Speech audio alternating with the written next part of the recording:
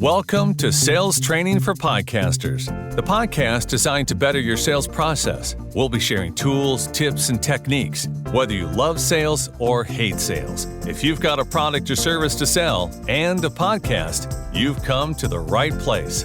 Now, here's your hosts, podcast strategists, Doug Sandler and JJ Flizanes. Welcome back to Sales Training for Podcasters. I'm JJ Flizanes. Hey, I'm Doug Sandler. Today we're going to talk about sales and marketing planning. It's a topic that Doug wanted to talk about, actually. Yeah? Sure. Anything sales related I want to talk about, I'm just ready to just kind of like dive in. And, the part of the subject that is the biggest challenge to me is all of it. Planning and me just don't get along. It's kind of like every high school date I ever had. Oh, God. Why is planning a problem for you? Well, I think the word itself just scares the shit out of me. Planning, it means I have to have like my act together. It means I have to have like all my ducks in a row. And for me, I just don't love doing that. So that's just from where I'm coming from. Planning is just my biggest challenge. I think if there's one thing that would be the limiting belief that I have is that planning is my Achilles heel.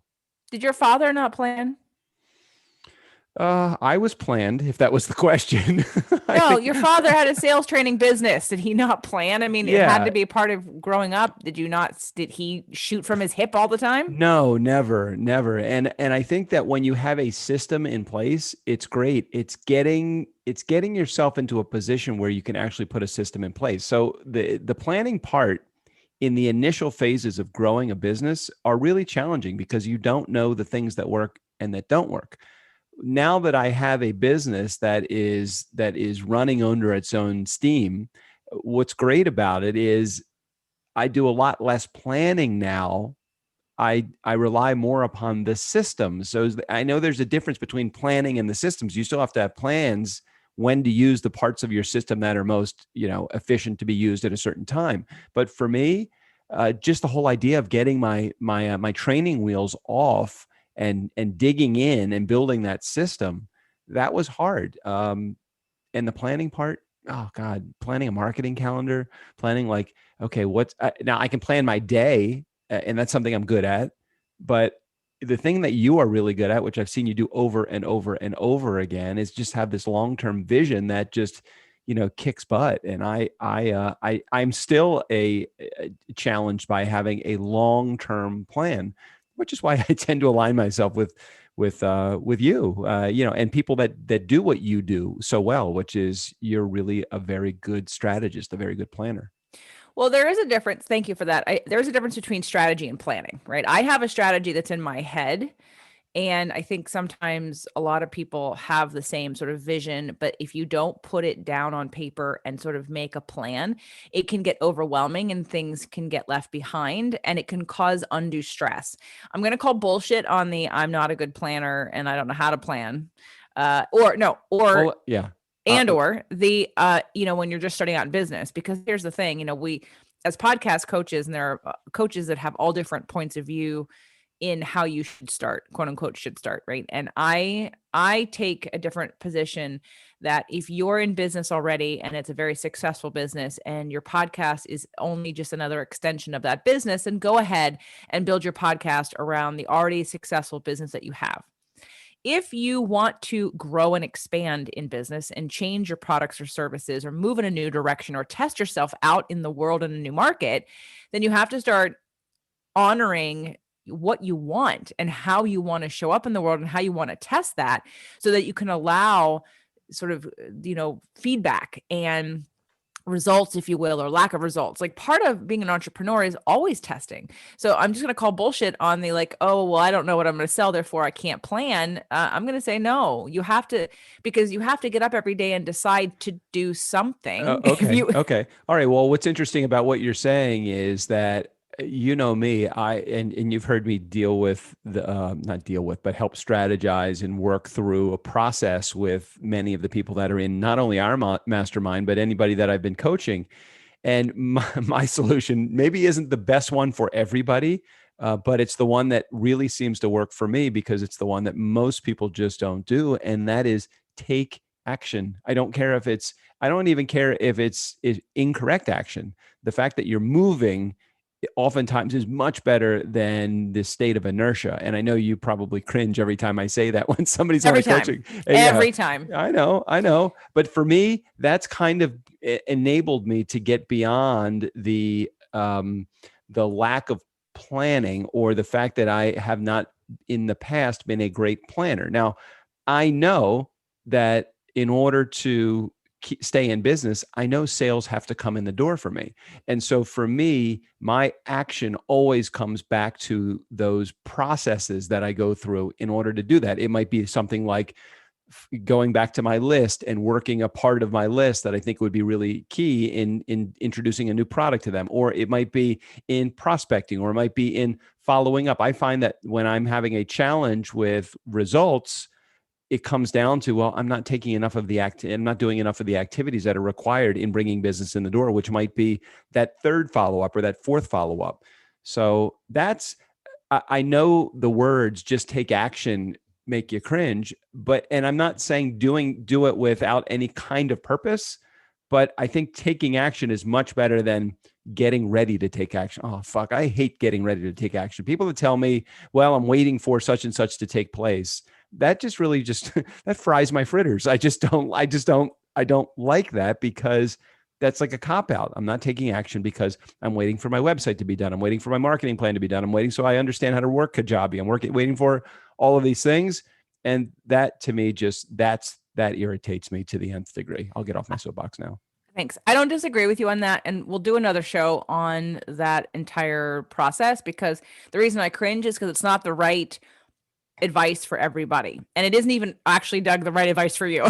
So it's how you've survived until now is like literally taking random action. But it's also why you've had anxiety, in my opinion, because you don't feel comfortable because there's no plan you've trusted. Now hold on. Well, I hear you. I'm just, as you're saying these things though, I'm not going to go into a full blown explanation of each one of these things, but I respectfully disagree. I'm not, what's so great about it is that my action, even in the face of unknown action to take or unknown planning or planning not done, my action has gotten me through a number of really dead spots in my life where I'm like, I've got to figure out where that next dollar that's going to come in the door is. And sometimes the relief for me is making a sale, even if it's a sale not necessarily initially to the right person. And I've kind of found my way eventually. Now, not always in the beginning, and I've made sales to the wrong people sometimes, and I've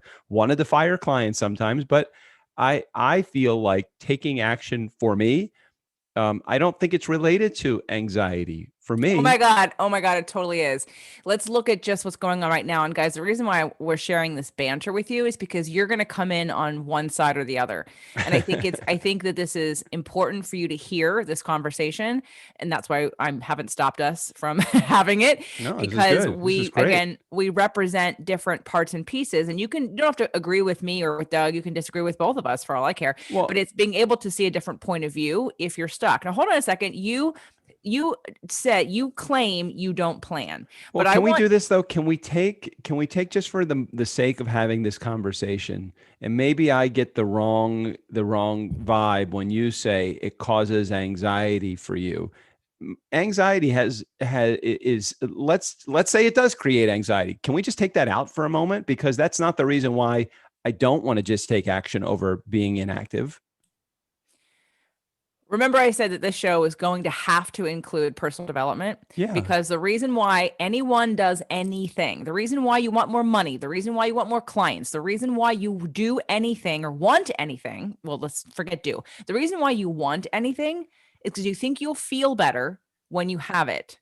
This is basic physics, law of attraction, quantum physics, okay? Mm-hmm. The only reason you want more money is because you think you'll feel better when you have it, but you literally have to be in the frequency of receiving it, which is not in the lack of abundance, scarcity, taking action in a just take action kind of way. Yeah, but you jumped right from me taking action to that has a direct correlation to money. I even just think taking action. Look, when I know you've seen my to-do list and you know that I've worked really hard to get off of the 30 line to-do list and try to keep it in the 2 or 3 line category. And for me, it does help me regardless of whether I make a sale. It makes me feel better knowing that I can take a couple of things that are that are on my list. I can take them off my list. I'd love to get, and you've heard me say this before to myself or to out loud or to you. It's like, I don't care whether they buy or they don't buy. I just want them off my list.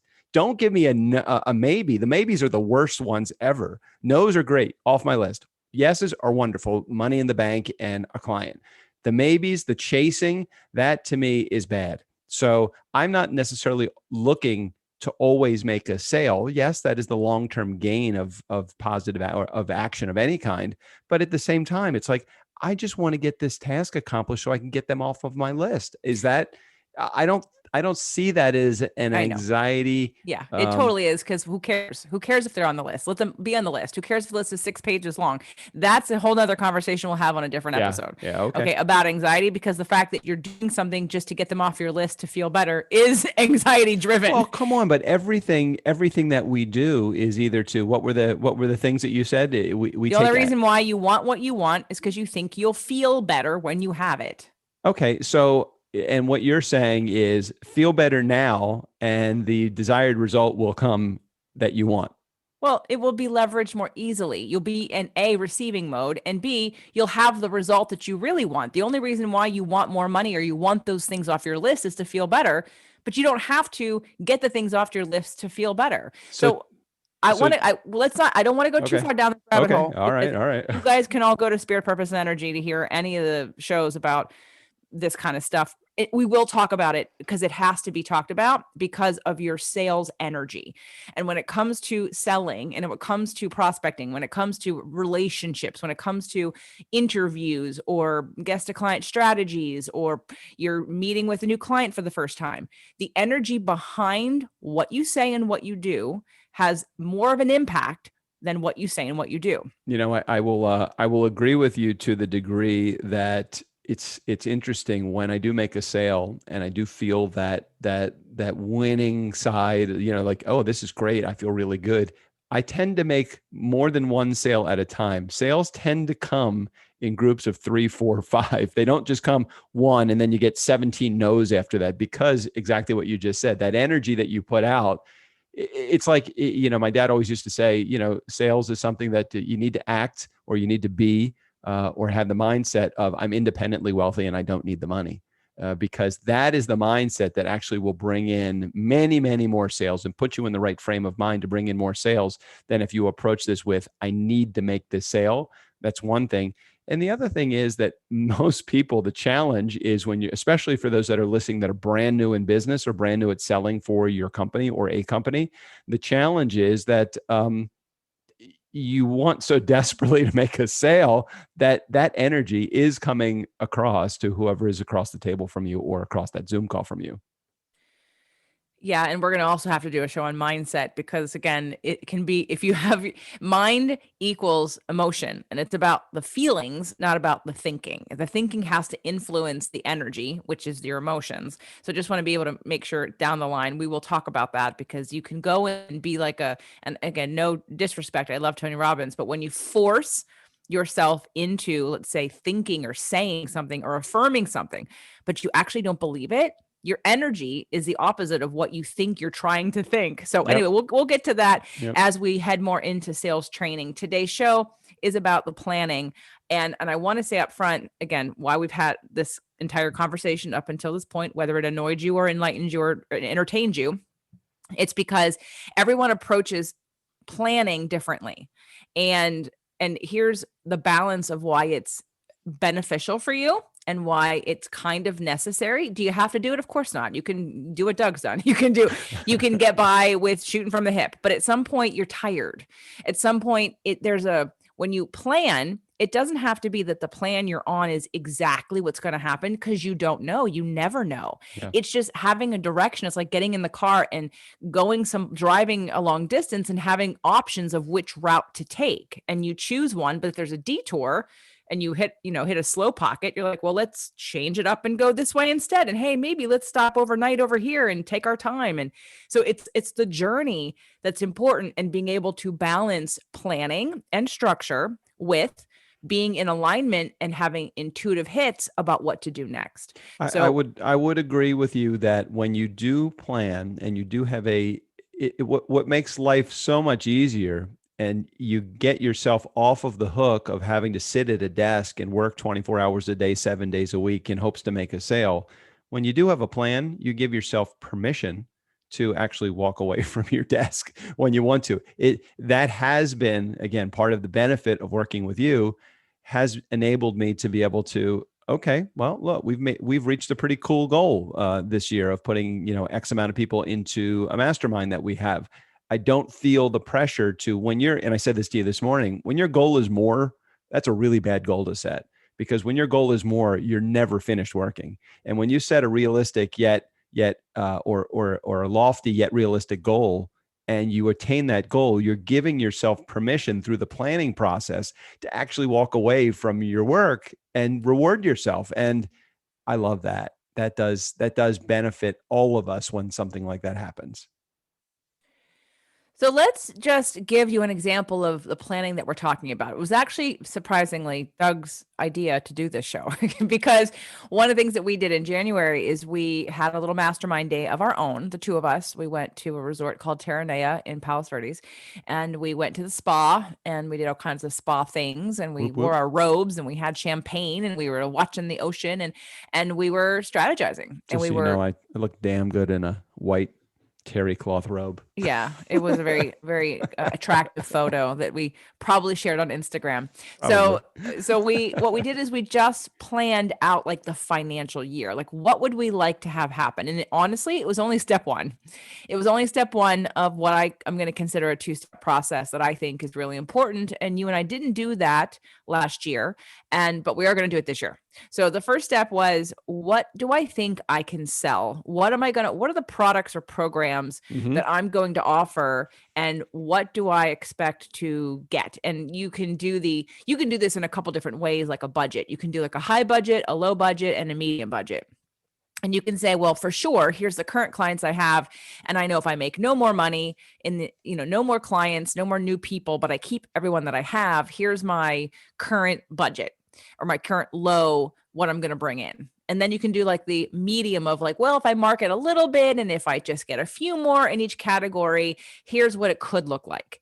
And then you do the here's what I want category. Now we just did one, and it was more of the middle. It was, what's the goal? I mean, you may have thought it was higher than the middle, but for me, it was middle. I wasn't shooting too high. I was shooting to what I thought I could do comfortably and reasonably, like that past results would show me that I can do this. I'm holding mine directly in my hand now, because I think this sheet that we did, this worksheet, the goal worksheet that we only set the one, the medium size, or maybe for me, it was the reach goal. This was the best thing ever. This was a great exercise. I enjoyed the exercise so much that I put it away, and I never looked at it again until a couple of months ago, when I'm like, we've talked about it, but I've never really stared at it, because I wanted to wait until, and I'm not really looking at the numbers right now, but I just remember from the numbers that we went over when we were sitting at Terranea in our terry robes, looking good, by the way. I just remember, I remember that feeling I got. I kind of felt like a little bit like, oh God, we're never going to get there. We're never going to get there. And maybe the wrong attitude, but I relied upon the boss. I relied upon the person that actually has set goals and has worked the plan to get there, rather than just set goals and just figure, I don't know how I'm going to get there. I'm just going to set the goal. That's a bad way to set a goal. I'm just going to set it and forget it. So anyway, just looking back, it just was what a great sheet looking back to fill out, because I know that we've reached many of the goals, not using the same methodology that we thought that we were going to, but still reaching the goals, many of them anyway. Well, and COVID happened. So there's that. And I fired a really big client. There was that. right. And I lost Oh, 3 yeah. clients initially, and then I kind of let go of 2 more. Yeah. So, I mean, we've done better, but it's not quite the same as what was on our goal. So step 1, just to give you guys an understanding. So imagine, again, I actually just started working with a client who said to me, you know what, I don't dream. I just did a show on my regular podcast called 3 Steps to Dream Building with Mary Morrissey. And it's very law of attraction, but she presents it in much different ways. And she's got examples and stories about her own life and how she's been able to create a lot of things. And then like the architectural, if you will, the step-by-step physical process of actually doing each step to make it real. And it's another spin on a vision board and again, your visioning process, but taking it to the next level of your sensory output and input. So that way your cellular information inside your brain and your body actually, see it and believe it and are in it. And again, that's the most powerful part of, again, law of attraction. And again, for those of you that don't do law of attraction, it's physics, it's quantum physics. So it's not a woo woo thing. It's a real thing. Like you all understand it when you think about your radio dial or like, let's say the television, right? So if you click on Netflix, you don't expect to get Amazon Prime. Like there is a frequency of delivery of information, and that frequency is a vibration that has different levels, like there are numbers, hertz levels of frequency and vibration, from your brain waves to to information, to obviously this technology that we're on right now has a frequency to it. So when it comes to law of attraction, it's basically about aligning with the frequency of that which you want in order to receive it. Because if you are in a frequency of despair, you're not getting a lot of money in despair. Sorry, it's just not, you're not at the right frequency to receive because you're out of alignment. And that's a whole, again, we're going to go down, we'll go over that at another time. But I want to impress upon you that without a vision, without a dream, without something that motivates you, inspires you, and allows you to elevate and to transcend where you currently are, then you're not, all you do is recycle what you're used to, whether it be comfort zones or patterns or habits, and you don't grow past it because you reach what we're calling an upper limit based on the work of Gay Hendricks and the Big Leap. And we'll talk about that on this show too. But you hit an upper limit, and the upper limit is where you have decided this is as much success, joy, love, and abundance as I can handle or deserve. And so then you have a habit or a worry, or you get sick or hurt, or something happens to keep you, to sabotage you, basically back down to the level that you are used to, the temperature gauge that is comfortable for you. Even though you don't want it, you want more, but in order to get more, you have to learn how to be more. And that's a whole nother process that we will talk about, throughout the show, because I believe that in order to be a successful sales trainer or successful podcaster, you have to grow yourself. You can't just learn what to say in what order to say it or what forms to have people fill out, and all of a sudden everything's going to transform.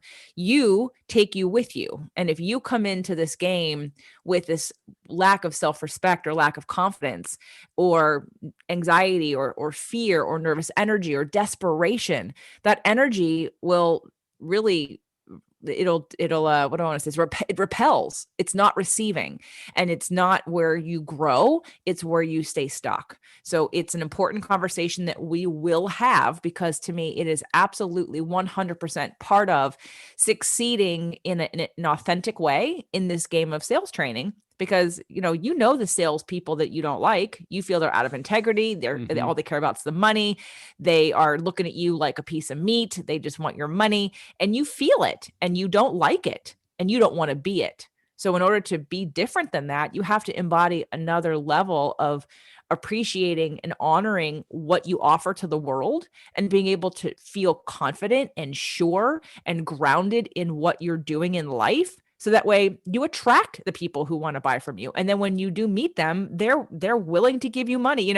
I increased my prices for one of my packages, and I made an announcement on the show as well as on my email list. And I had somebody sign up, and she got on and she's like, "Oh, thank you for this opportunity. Yeah, you charge way too little for what you're doing." And I was like, "Well, thank you. I appreciate that I've attracted you to tell me that. So now I know you also believe that I am what I'm doing is more valuable than what I'm charging for it. So that was a really cool thing to hear. So anyway, back to the planning. So what Doug and I did was we just visioned what we wanted in terms of sales. And I think that if you've never done that before, it's a great place to start if you do nothing else. So it's like a step that you don't want to skip. Mm-hmm. But here's the next step that we didn't do that we're going to do. And Ooh. me especially, because when you have a business long enough, and part of the worry, anxiety, not sure, money, cash flow, when you don't know where your next sale is coming from and you're not doing anything about it, like there's no output, you're not marketing, you're just sitting around waiting to have a sale or have someone call you, but you're not doing anything for it. Yeah, that's where, again, you get into this place of scarcity and desperation, and it really blocks you from having that success. So for me, if I'm honest about how many things I think I'm going to sell next year, I think I'm concentrating on maybe like increasing my inner circle member price. I'm selling a live event. I'm selling a mastermind. I'm selling a certification program. And I'm selling a cultivating confidence course. So that's 5 things off the top of my head. I know 100% I will be selling next year. So what we're going to do is when we look at our goals for 2021, both together and separately, for me, I'm going to take these products and things, courses and whatever I'm doing, and I need to leave time to market them. I need to leave time to put them on shows, on podcasts. And so it's not random. Like I have to plan how much lead time I need to share that with my audience, or how many emails do I need to write about that. So for me, once we look at that, and that's where, even though the plan may change, it may change a lot based on what's going to happen in the year, but I'm going in with a sense of a foundation, a sense of like, I know where I'm going. And then if something happens, I can be flexible and open to change, but at least I'm not wondering every day, well, what's going to happen today? Like I have a plan, and the plan is for January and February, I'm going to be talking about how I'm increasing the price of my membership. So, and then from there, when you start to look at sections of your year and what you're focusing on and what you're selling, then you can make an action plan to help manifest that and help actualize that. What do you think about the idea of taking the plan that you put in place and actually breaking it down into the little bite-sized pieces that are called the activities that you do in the course of your day? Because I think the biggest challenge for me when it comes to planning is not the long-term goal. I'd love to be able to say, let's just say that I have a DIY program, which I do, a do-it-yourself program that we have for podcast production. And let's say that program costs $997, which it does. Now I could say, okay, I want to sell 100 of these. So I want to sell $100,000 worth of my DIY program and coaching program in there as well. It goes beyond that though. You've got to break it into, okay, in order to you have to reverse engineer it. Okay, if I'm going to reverse engineer it, what does that mean? In order for me to do 100 of these, I'm going to have, let's say that the methodology that I'm going to use in order to get people into the program is a webinar or a masterclass. All right, well, how many of those am I going to sell per? Well, I'm going to sell 20 per masterclass. And that means I'm going to have 5 masterclasses. Now I've gotten one step closer to putting the action item into place. Now, in order to have 5 masterclasses, I have to have, let's say 3,000 people on a list, or I have to be able to put $2,000 each of 5 times into a Facebook ad, or I have to have 10 joint venture partners that are going to each mail. And now my goal, my process is now no longer a year-long thing of making $100,000. Now it's, okay, I'm going to need to find this JV partner for the upcoming first of 5 launches. And I have to spend $2,000 in Facebook ads, which means I have to hire somebody to do the Facebook ad. So is that a fair way to break down your long-term goals into bite-sized pieces, or do you think, okay. Yeah, well, that's the goal. So it's a couple different layers. So you first start out with that vision of what do you want to have happen next year? And I know when I looked at all the different products I was selling, my astrology course, my intuition course, my packages, my personal clients, my mastermind, our mastermind, I actually probably thought I knew I wasn't going to do a live event. So that wasn't a question because I had already committed to not doing another live event in 2020. And when you can have those numbers and you can get to the end and say, okay, it's worth this much money. All right, well, how are you going to make that happen? And what needs to be in place? So when I did my very first live event in 2018, and it's not my first event ever, it's my first event stepping out into sort of the new me, the mind, body, soul coach, trainer. At that point, I wasn't even selling money or podcasting. So I was just willing to risk getting criticized by the people who I'm closest to, in terms of stepping into a zone where I was told, oh, you're not qualified to do that, to say that. And, I just had to do it anyway, because I was getting the feedback from my podcast from people saying, oh my God, it's changing my life. This show, the tools you're giving us, it's amazing, blah, blah, blah. So I'm like, okay, I got to get them out from behind the podcast and let's put people in a room and let's do some real deep work. And when I did that, I had to think about the marketing of that. Like how many shows or emails or joint venture partners would I have to do in order to get people into the room? Yeah. And for me, what I learned then was that it took about 12 weeks of shows and ads. And again, my show was my ad. Like every show was content that we would be covering in more depth at the event, plus other shows that were, in between. But there was literally an invitation on every single episode to come to the live event. And so it took about 12 weeks with a couple different, presenters that I had coming. They did a couple mail outs. And I think I got one person to come from a joint venture mail out. I learned very quickly that was not going to work for me long term, because you don't sell a live event to an audience you don't know. And again, that we'll cover that on another show also, but it took 12 weeks. Again, we're going to approach that particular situation from two different perspectives as well, which is really cool to have both JJ's perspective and my perspective as we do this show. And I think that that's probably why we work well together in presenting our offers to our communities and our community and collective community, because we do approach things from such a different perspective. The whole JV idea kind of turns your stomach a little bit, and I'm like, yeah, it's work, different work, but it works for me. So it's not that it turns my stomach. What happens is it's back in the networking days when I was just doing fitness. It's very temporary. It's temporary, correct. But I think that if I chose different partners, let's say if I partnered with some of the people that we know that are more aligned with my space, that would be very different because it'd be the right community. See, the problem with me and the problem with maybe some of you is sometimes you sell something that you're good at, but you're way over it. You have expanded beyond that and you really shouldn't be selling it anymore. It's honestly out of integrity. For me, I wanted to talk about, coaching and law of attraction and how everything works together. And I'm good at the training and the food piece and the nutrition piece, but I was cutting myself off at the ankles by only selling, fitness. Yep. So when I sell fitness to audiences that don't know me, and then I want to launch into astrology and law of attraction, I lose them. So it's not the right effort because it's not the right audience. And I will eventually go back into those kinds of joint venture situations, but it has to be with very specific partners who have the same frequency and language and points of view, because otherwise I think that that's why it hasn't worked. So for you, when you're just selling podcasting, anyone who's an entrepreneur is a possible fit. Now, whether they become a raving fan, whether they stay with you for years and years and years is a different story, because the know, like, and trust factor isn't as necessary when you're dealing with money versus in terms of like helping them make money. But when I'm dealing with people's personal, relationships and core wounds and therapies and relationships with themselves as well as others, when you go at it from that holistic perspective, I need a certain level, and my people that work with me need a certain level of know, like, and trust with me before they say I'm ready to buy.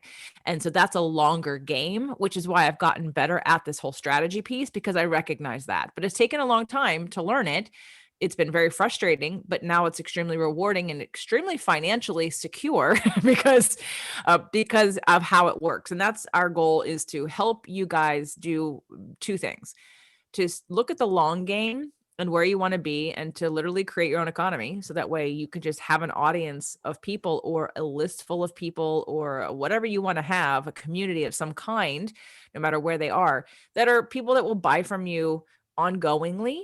But then there's also, how do I make the sale right now? How do I convert a lead into a sale? And we want to help you do that too. But again, it's that balance always of both of those things. Just like this planning piece is a balance of, it's not, if you're someone who hates planning because you feel locked in, like if you make this plan that you're going to be trapped, that's not it at all. You make the plan so that you can rest into knowing, oh, these 2 months, my marketing strategy, the ads are going to be for this one product. Yeah.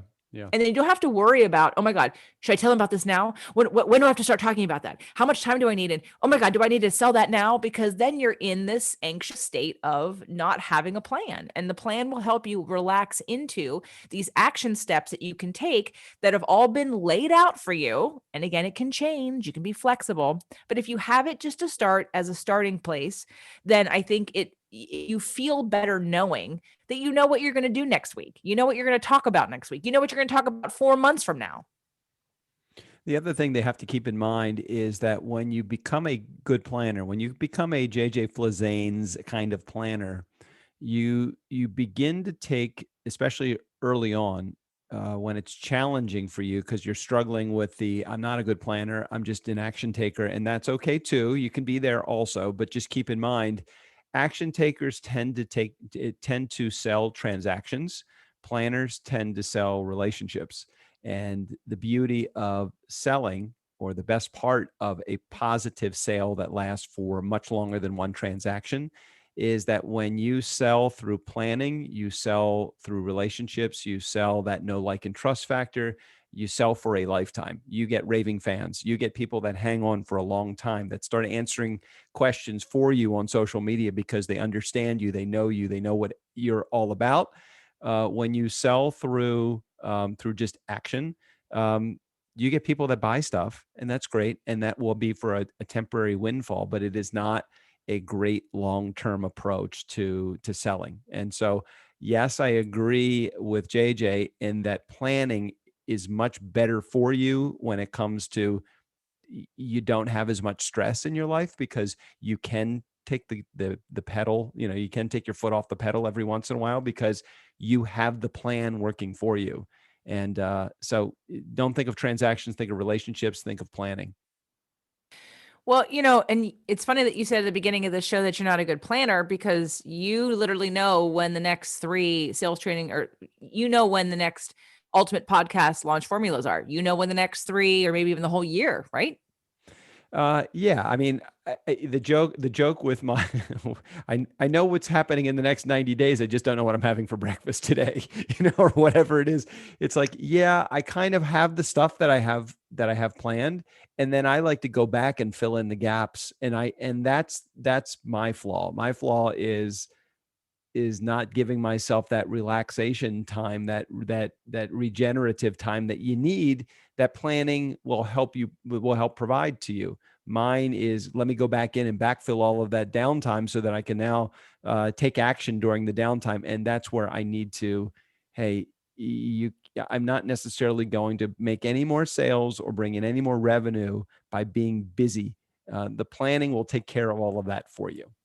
But you are doing it, babe. That's what I'm saying. Yeah. You are doing it. Like, you're currently in a launch right now, and you're super chill. You're like, oh, I'm going to go take a nap. Well, I'm going to go take a run. Well, you know why? The reason I'm like this now is because this is now launch number 4 that we have been through in the last 12 months, actually in the last 9 months. It's the 4th launch. I know this back and forth now. Now we've done JV partners, we've done Facebook ads, and we worked our own list. This is a combination. This last one, this 4th launch, is now the combination of all 3 of these things. And I've seen the plan roll out. I know if we spend $2, if our Facebook ads are $1,000 and we get 300 leads from that, we know that our leads cost us $3 a piece. So, okay, I have a choice. Do I want, and I know that I need 100 people that register as a lead for me to have 50 show up and actually go to the masterclass. I know I need, of the 50 that jump into the masterclass, I know that we're going to put 5 to 10 of those people into our program. So the numbers, the planning, you think back and it's like, okay, I know the stats now. I've done this now 3 times. This is the 4th time. I can be chill because now it's just a matter of putting the plan in place. We're going to spend X amount of dollars on Facebook ads. We're going to have X amount of partners, and we're going to use the X amount of names that are on our list, the combination of all 3, which we've had a track record for. We know we're going to have, again, X amount of sales coming from this upcoming launch. And I love that. Now, let's just see if it actually happens the way that we have planned. Well, but you're calm. Here's the thing. It's like when because you have your systems in place, Yep. It's been tested 3 times. Now you're on your 4th time, but but now this is the point of planning. Like when you plan your entire business year calendar in what you're going to sell, you get this gets to be like, oh, now I get to focus on tweaking it. How do I make it better? How do I help conversion? What worked, what didn't work. We're talking about different levels of success now, not just what am I selling and what am I doing. So some of the people that are listening to this right now may be in a position to be able to be where, I'm not saying that we're at any kind of high level, but we at least have experimented and we know what works and what doesn't work with a launch for us. What works and what doesn't work when it comes to creating community and building a product or a service. There are a number of people that are in our community right now. I'm like, I don't even know what I'm selling. I'm trying to figure out, what do I want to sell? Or why do I have a bad relationship with money? They may not even understand that they have a bad relationship with money. They just may know, hey, I don't know. Like, we have a couple people that are very close to us. I'm not going to mention any names because I'm sure that he or she it might potentially be listening to this. And it's like, they're not even really sure what they're doing, where they're going, or how to get there. So for me, it's, yes, when you get to a point where you've done something 3 or 4 times and you have some level of success at it, I can now go back and tweak. What do you say to the people about planning when it comes to, they don't 100% understand who their market is. They don't 100% know what their offer is, and they 100% don't know, or they don't have an offer, and they don't even really know what their message is. That's a challenging spot. That beginning part is a really tough spot to get through. And I respect that somebody's in that spot. I want to be able to help you, but you have to be willing to help yourself to get beyond that beginning stage. Okay, we all have to start somewhere. So, you're doing something, and it becomes like you're doing something for some kind of money, whether you're getting paid to do a job for somebody else, or you've done things in the past, or you started a show because you wanted to help people do XYZ. Do something, test it out. Say, okay, I don't know what I'm going to sell. I don't know what's going to work. Of course you don't. None of us do. And Yep. even when you think you do, it changes. So let that go for a second, right? Yep. Because at some point in time, you can saturate your market. You can saturate your list. You can have list fatigue and social media fatigue when people hear the same thing over and over again. So I would say for those people, like, decide that in these 30 days, or in these 4 episodes, or in these 8 episodes, in these 60 days, 80 days, whatever, Mm-hmm. I'm going to put the offer out there for a free consultation with me.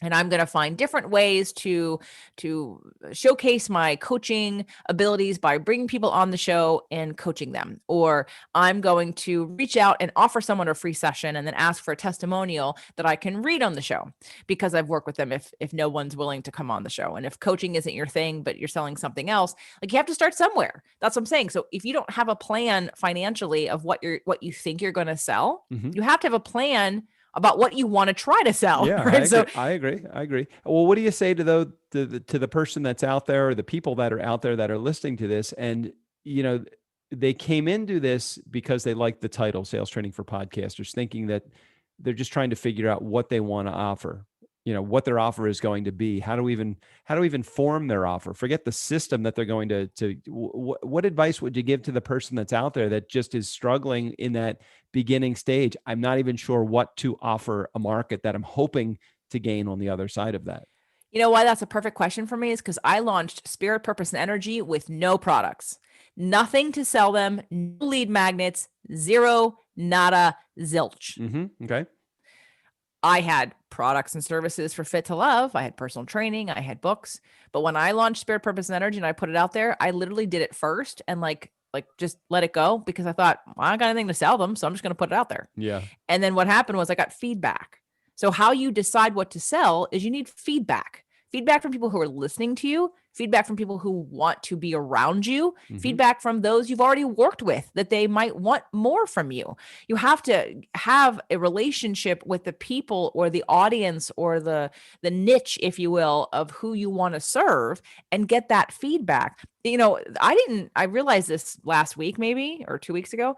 I offered coaching on the show probably, I don't know, maybe a year in. I thought, I'm going to do I offered it as a lead magnet. It was called Win a Free Session. And actually you can go to winafreesession.com if you want to test it out, winafreesession.com. If you tell us that you heard about this on this show on Sales Training for Podcasters, we'll bring you on and we'll do a coaching session with you. So winafreesession.com was a way for me to offer to my audience, hey, who wants a free session with me? And I got a lot of applications, but I only did 5 of them. And because once I did the 5, I thought that it spanned enough different topics that it was a great, example of how I would coach different people in different ways. And then I kind of stopped because at this point I'm like, you can just pay for coaching. So the first 2 people that came on wanted business advice. And it was actually like kind of shocking because I thought, okay, they don't want manifestation or health or relationship. They want business advice. And, that seed got planted in my mind. And I didn't realize until later when I started my very first mastermind, like it was a beta test online and it was like an everything. Like I had to slide into money. I couldn't just come out and be like, okay, we're going to do a business mastermind. I was like, okay, it's going to be a really cheap, literally it was really cheap, monthly, 6-month online only. And it was a holistic mind, body, soul mastermind. Now, most of us did focus on business, but there was a lot of relationships, some health stuff, work-life balance stuff. And, and it gave me enough information to feel confident to offer and be vulnerable offering the next level, 6 months later, which was my Inner Circle Mastermind, which I launched last year for the first time. So I had a show that literally had no products and no plan, 0 plan, which is why anytime someone says you have to start a show with an exact plan, I call bullshit because I started out with nothing and it's my most successful financially as well as downloaded show that I have. So if you are doing a show, here's what I invite you to do. You have like a reason you did this.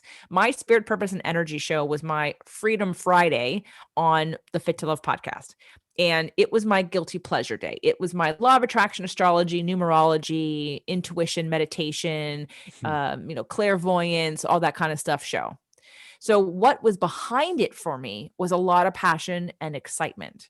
And so when I put it out there, I'm my own client and I'm going to invite you to, like, you've heard people talk about avatars, which I can't stand. It drives me nuts because it makes me think of the movie, first of all. And second of all, like, it's not someone out there. It's you.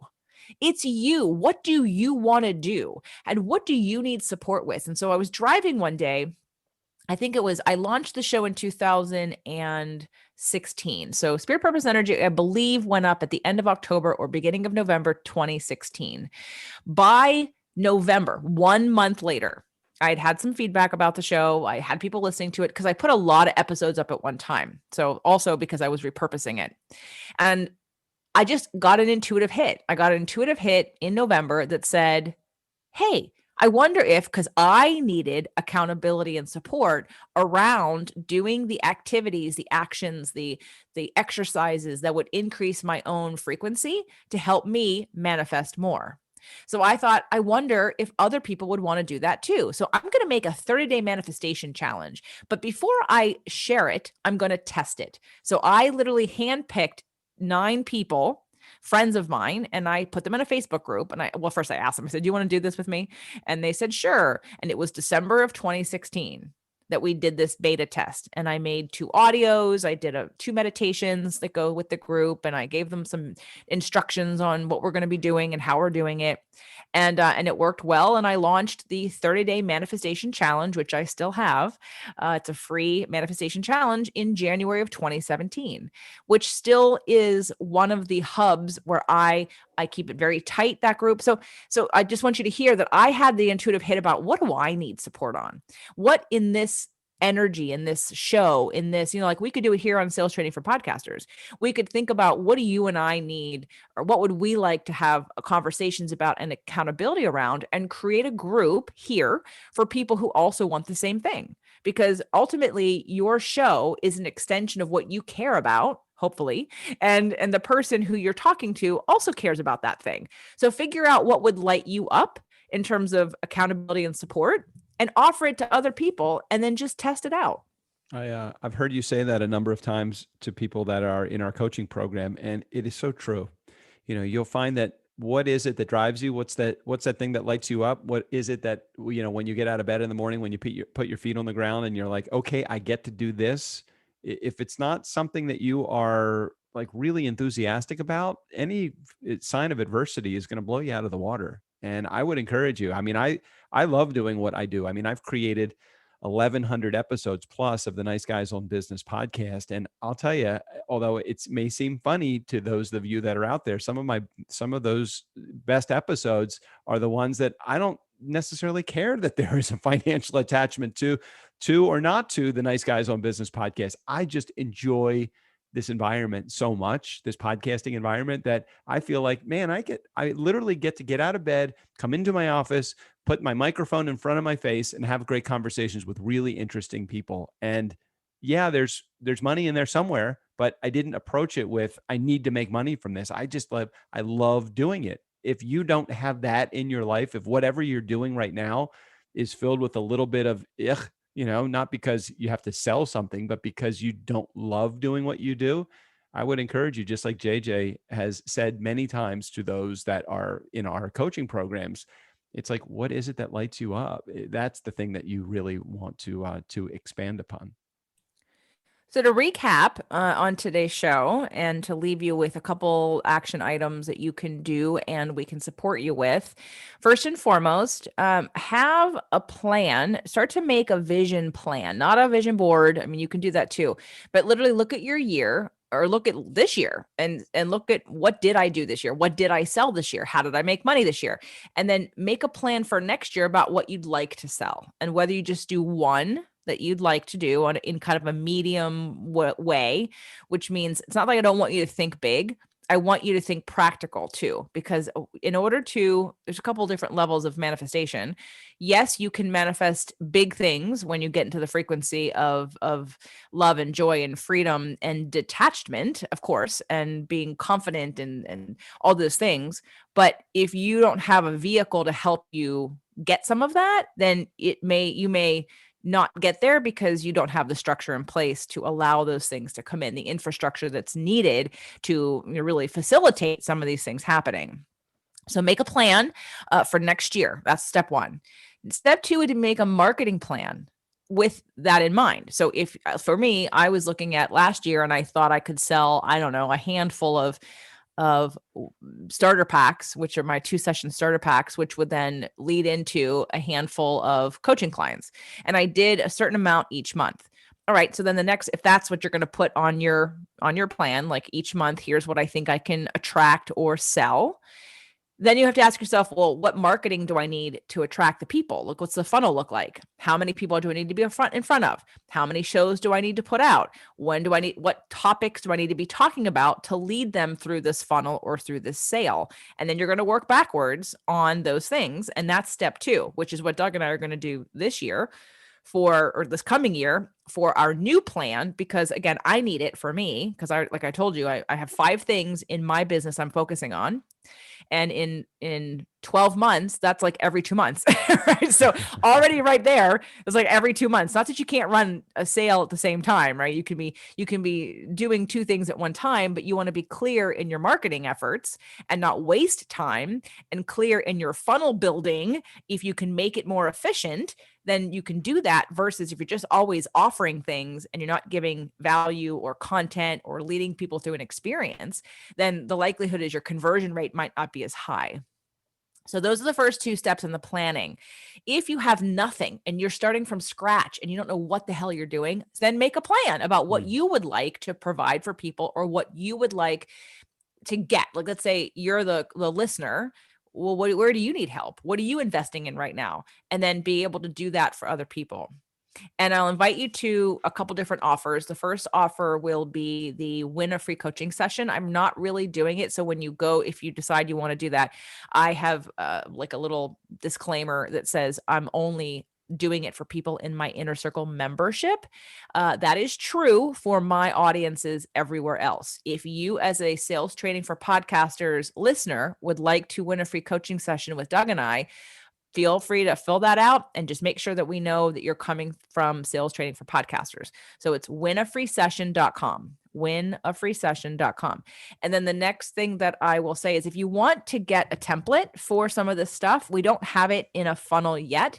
We will, but for now you can just email me, jj@jjflizanes.com, and I will share with you some of the Excel spreadsheets that I've used and will be using in order to make some of these plans if you need a template to get started. Wow, you gave away a free coaching. That was surprising to me. We did not talk about that before. Before this. Well, it doesn't mean just because they apply, they're going to get it. Very true. We want to make sure that you are qualified to have a moment to spend with JJ. We protect her behind a big cotton cloth, very cotton balls. You can apply, and then we will let you know if we're going to do it. Okay. But winafreesession.com, because we do want to be offering some of those. And a lot of people in our mastermind have already said that they were interested, and we still will make them fill something out, but the likelihood is that we'll be working with them first. So, but that doesn't mean you can't get on the show, or that you can't get a free coaching call with us that would be aired on the show. So again, check the show notes for the links in case you didn't write it down. But I think other than any questions you may have, Doug, is there anything else you'd like to impart upon people about the importance of making a plan, the flexibility and the customization needed to plan for you, and the benefits that you've been able to experience from planning from last year to now? You need to do it, everybody. You have to do it. I mean, that's the way from where you are to success, is to set a plan and then to put the process in place to actually break apart the plan into little tiny bite-sized pieces. That's going to do it for you. No, nothing other than that to add to it. It's always a great exercise to do some goal setting, but then actually to put the plan in place to get you to those goals is essential. And this is the best time of year. When's this airing? Tomorrow. Oh, this is airing tomorrow. Okay, cool. So we are recording this almost real time for you. So jump in now and start setting your goals for 2021. This is going to be kind of cool. Yeah. And we'd love to, eventually we'll probably create a Facebook group also, and hopefully maybe some kind of challenge. We don't know. Let us know. You can send me an email, jj@jjflizanes.com, or doug@dougsandler.com, and let us know what you want, because you're now our new community, and we will build products and programs to help support you and where you want to go also. Just remember, when you drink responsibly. But when Wrong show. Oh. We do too many shows. All right, guys. Thanks for hanging out today. We look forward to sharing a really successful 2021 with you in Sales Training for Podcasters, for you and for us. And we look forward to building a stronger and better relationship with you. Now get out there and sell something. That will not be the ending. But for now, ciao, everyone. Love you guys. Thanks for listening to Sales Training for Podcasters. To get additional information and to access more amazing content that will boost your sales game, visit salestrainingforpodcasters.com. Hey, do us a favor. Rate and review our show on Apple Podcasts or wherever you get your podcasts. Again, thanks for listening.